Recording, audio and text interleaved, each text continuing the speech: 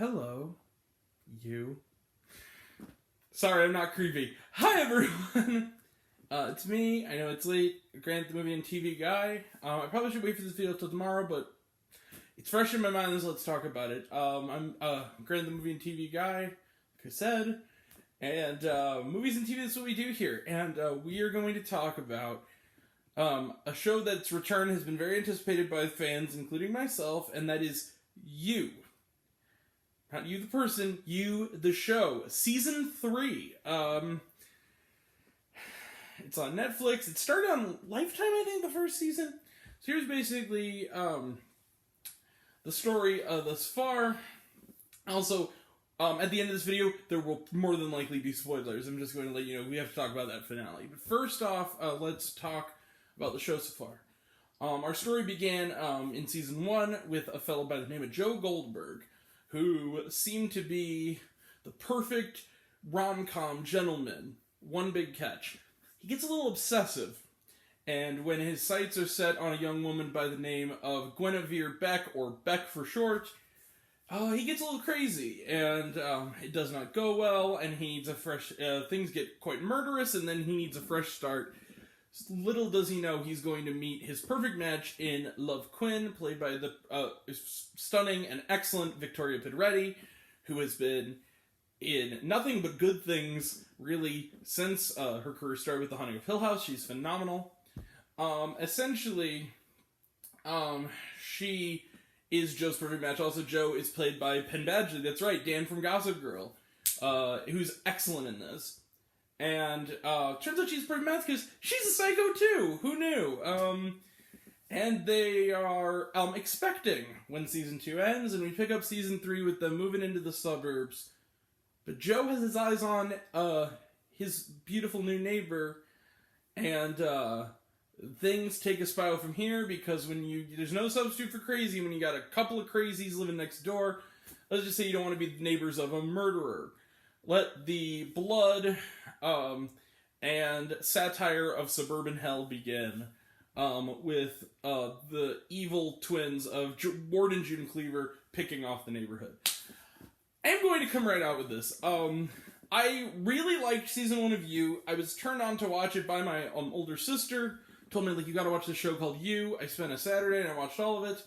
Further motivated by the announcement of the casting of Victoria Pedretti for season 2. I watched season 2 the first day it aired in 2019. And once it ended, I was more than a little pumped for this season. And I spent the last 10 hours watching this season. I finished it literally a few minutes ago. And it's... there is a 4th season forthcoming, and I cannot wait to see it because this is the best season yet. You has gone from being a pretty good, standard stalker series to becoming one of the best pieces of horror satire on television. In only 3 seasons. Really 2 seasons. This show is phenomenal.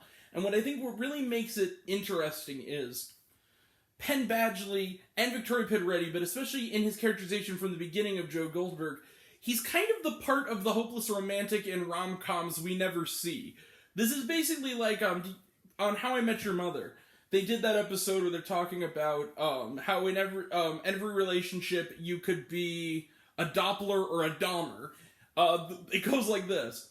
Essentially, that depending on the tone of voice and depending on the person who sees it and your personality, you can either be Doppler, the main character from Say Anything, or you can be Dahmer, as in Jeffrey Dahmer, the notorious serial killer.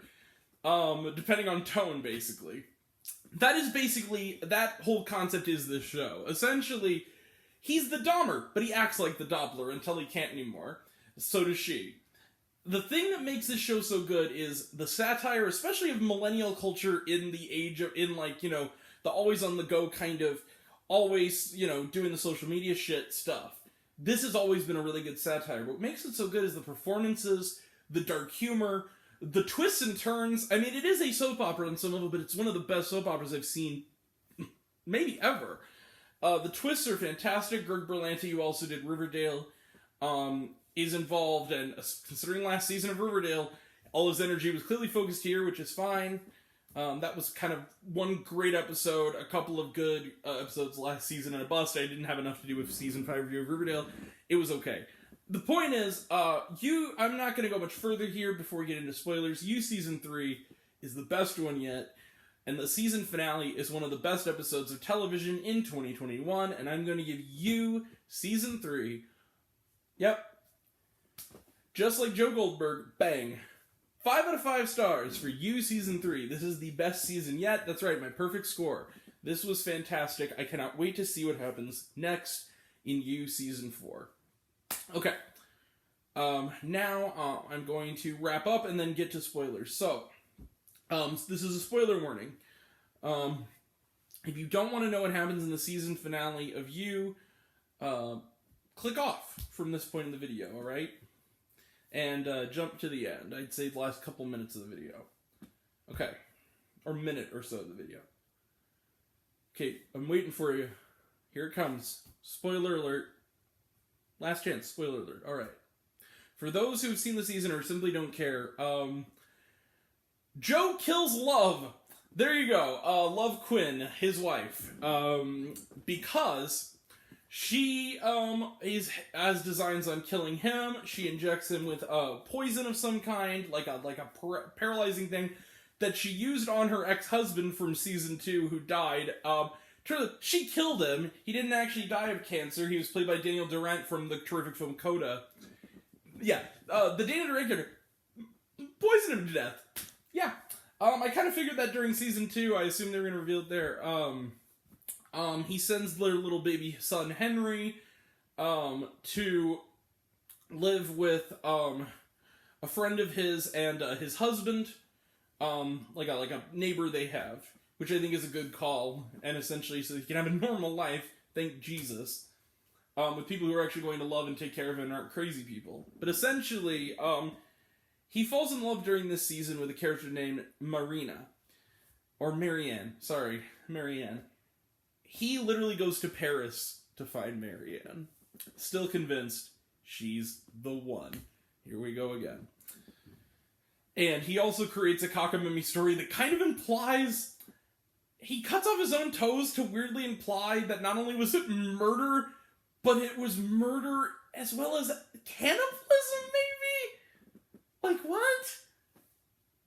Like you could have just said she killed you, bro. That's a little bit, a little sick. But, that seems to be the idea, and he lit the house on fire. He let the melon farmer burn. And it's burned to the ground, including, her corpse. This show is really effed up. It's really effed up, but it's really clever. I mean, this show is really, really well done. So, that's it. That's all the spoilers I want to say. I can't wait for season 4. Alright, I gotta go, because speaking of Greg Berlanti dramas, I have to watch Nancy Drew. I have not watched it yet, and then I can go to bed. So, it's one for the new episode from tonight. So, and that'll be, coming up. Okay, coming up tomorrow, back to back, I'm going to do What If Season 1, I promise. I'm going to do SNL with Kim Kardashian, the one from last week. Later tonight, we're going to do SNL with Rami Malek. Sunday, I don't know if we have anything Sunday. I don't think we have anything Sunday. But Monday night, we got The Last Duel. And then Friday, we got Dune. And also, before you get the review, I'm going to try to convince the group I'm going with to do like a first reaction out of the theater video so you can kind of meet them. And you can see the beautiful St. Charles, Missouri movie theater we're going to go see the film in. And then next week, also, God willing, we will be talking maybe like Rod's Gone Wrong. Possibly The French Dispatch, if not this week, maybe, whenever it does come. I was hoping to go check out Lamb. I would have to go out of town for it, but it's looking like that's not happening, which is a bummer, because I really don't... It will, when it comes out to stream, we will be talking about Lamb. I want to see that before the year's out. But then, 28th, we're checking out Last Night in Soho. 29th is My Hero Academia World Heroes Mission, the movie. And then Antlers. The tickets are locked, so I can't buy them yet, but they are set. I'm probably going to see that, like, the Saturday of that weekend. And, Eternals and more to come. And that'll all be next time. And until next time, I'm Grant, the movie and TV guy. I see it all, and I'm happy to share it with you. I love you all. You all. Hello, you. I appreciate you all. I love you, class semester. I love you 3000. Be kind to one another. And if you like this video, give it a like if you want to, give it a subscribe if you want to, give it a bell. I don't know what it does, that's what you're supposed to do. If you want to find me elsewhere, you can find me on letterboxd.com at Grant the Movie and TV Guy. Some of you already have. Give me a follow if you want to, or just like hang out on the board, say what's up. Check out my reviews, this and other. It's totally free to you. You don't have to follow me to check it out. It's a free forum. Just do what you want to. Yeah, and including my 31 movies of Halloween. I've currently on my list been doing the Halloween Town movies. Anyone from the late 90s, early aughts like myself who grew up will know those films. So, yeah, and go check out You, Season 3 if you haven't. Although, if you stayed this long in the video, you clearly don't care about spoilers, so, thank you all. Take care. See you soon. Bye.